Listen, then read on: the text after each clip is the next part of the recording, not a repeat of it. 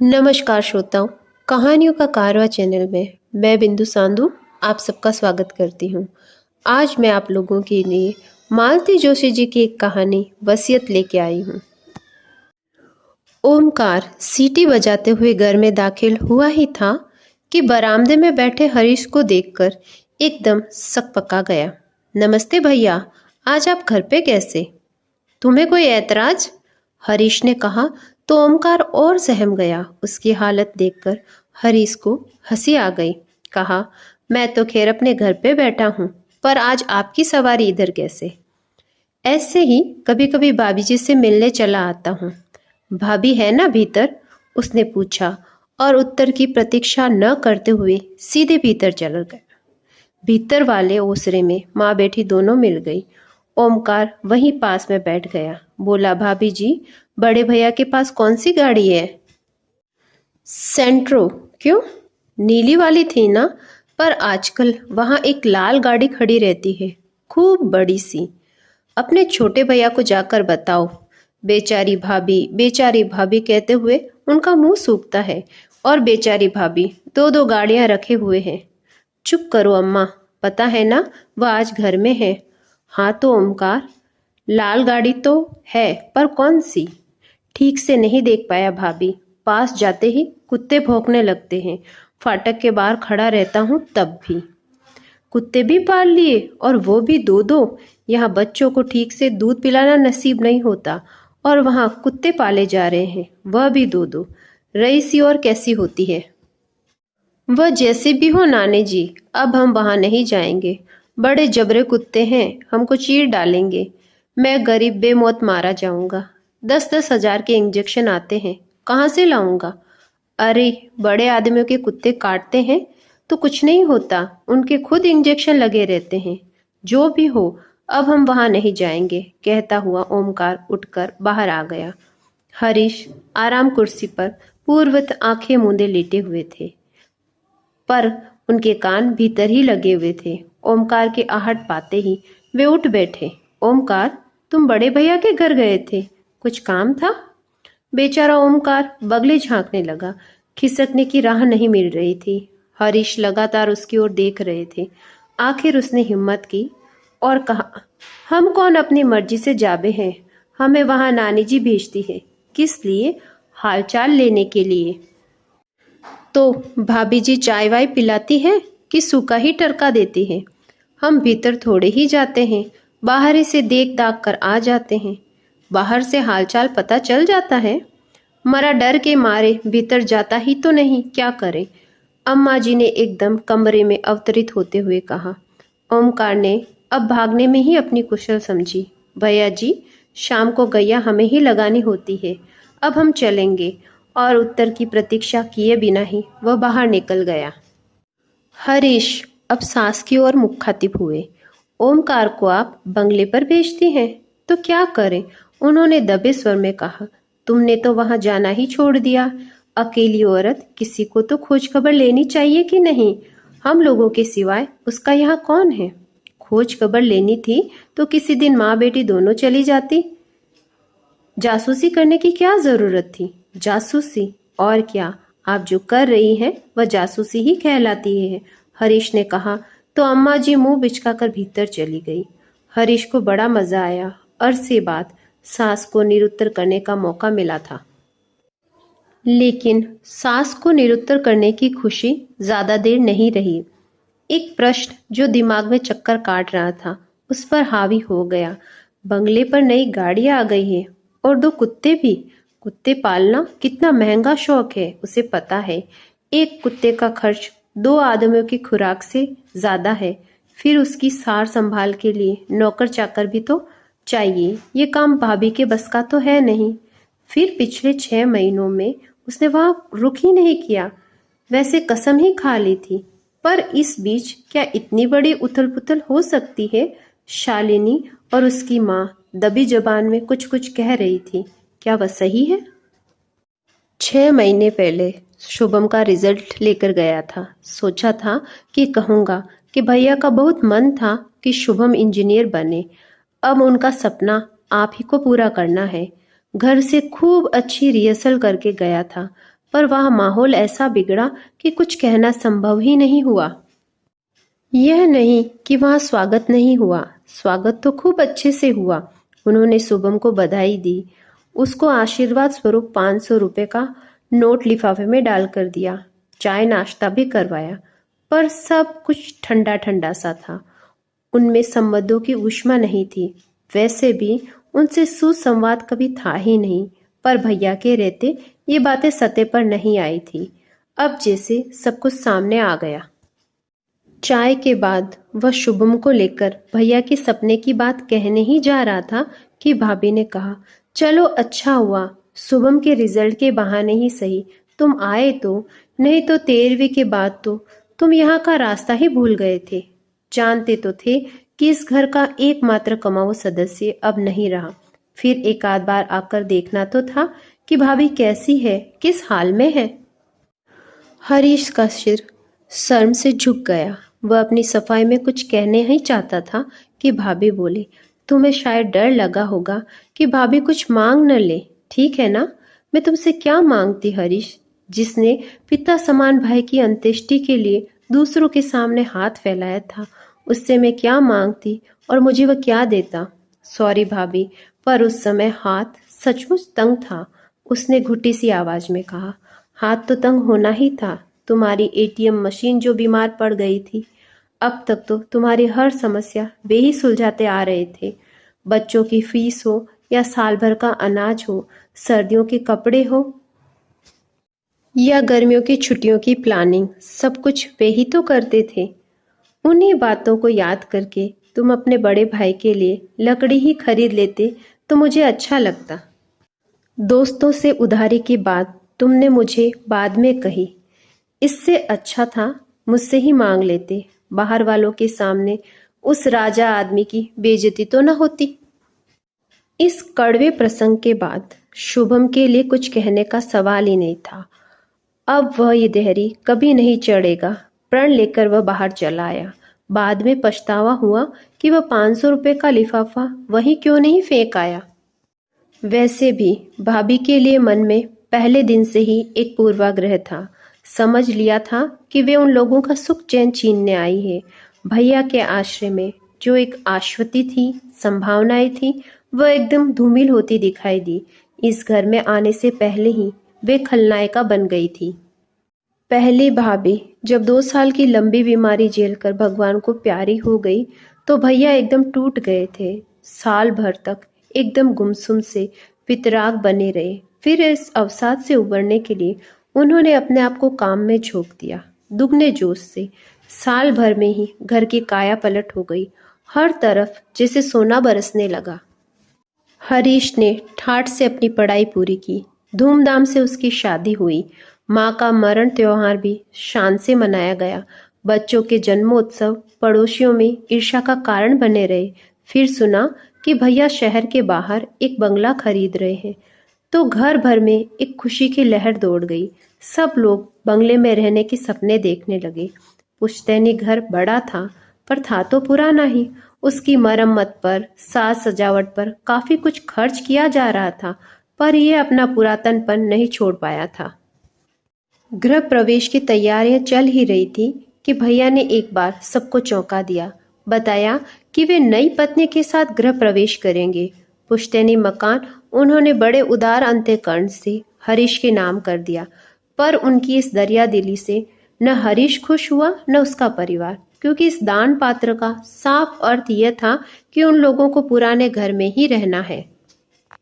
सारे सपने धराशायी हो गए। आने वाली के प्रति मन कड़वाहट से भर गया था, क्योंकि उन्होंने सबका हक छीनने का जघन्य अपराध किया था। शाम को घूमने जाने के बहाने वह घर से निकल गया और सीधे बंगले पर पहुंचा। उसने गेट के पास स्कूटर रोकी ही थी कि कुत्तों ने सम्मिलित स्वर में भौंकना शुरू कर दिया। अंधेरे में कुछ नजर नहीं आ रहा था, पर वे शायद बरामदे की जाली पर बंद थे।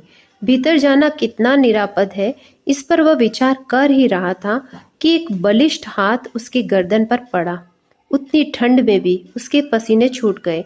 मुड़कर देखा, हाथों का मालिक भी उतना ही बलिष्ठ था। उसने आग्नेय नेत्रों से घूरता रहा।